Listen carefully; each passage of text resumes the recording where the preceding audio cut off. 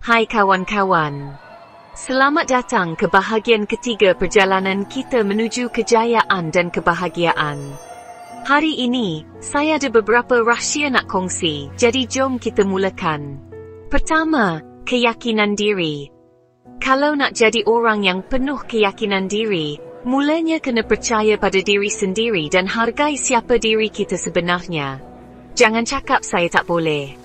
Sebaliknya, cakap dengan yakin, ya, saya boleh. Bayangkan diri berdiri depan cermin, senyum, dan beri kata-kata semangat pada diri sendiri.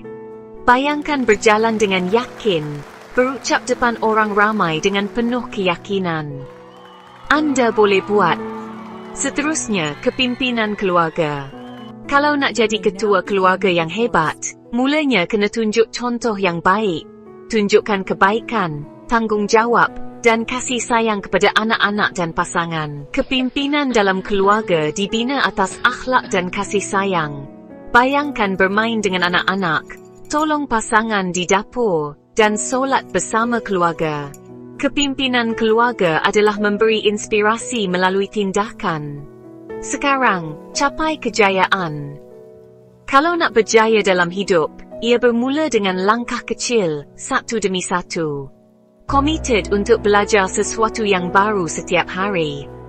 Bayangkan buka buku, buat nota, belajar online dengan fokus, capai trofi atau sijil. Setiap langkah kecil penting dalam perjalanan menuju kejayaan.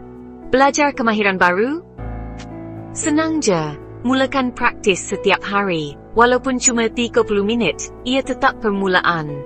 Sama ada belajar bahasa baru, main alat muzik, atau menceburi seni kreatif. Bayangkan main gitar atau piano, belajar bahasa baru melalui aplikasi, atau berkarya di ruang kerja yang selesa. Setiap latihan membantu pertumbuhan anda. Akhir sekali, jadi kreatif. Kalau nak jadi kreatif, cuba sesuatu yang baru dalam hidup, lihat sesuatu dari sudut pandangan berbeza, rasa dari perspektif baru. Kreativiti bukan sekadar bakat, ia adalah keberanian untuk mencuba. Bayangkan melukis, sumbang saran idea, atau terokai minat baru seperti menyanyi, mendaki, atau melukis. Kreativiti adalah melihat dunia dengan mata yang segar. Setiap hari adalah peluang baru, bukan untuk jadi sempurna, tapi untuk jadi lebih baik dari semalam. Jangan tunggu saat yang sempurna. Kejayaan bukan tentang jadi yang terbaik, tapi ada keberanian untuk ambil langkah pertama.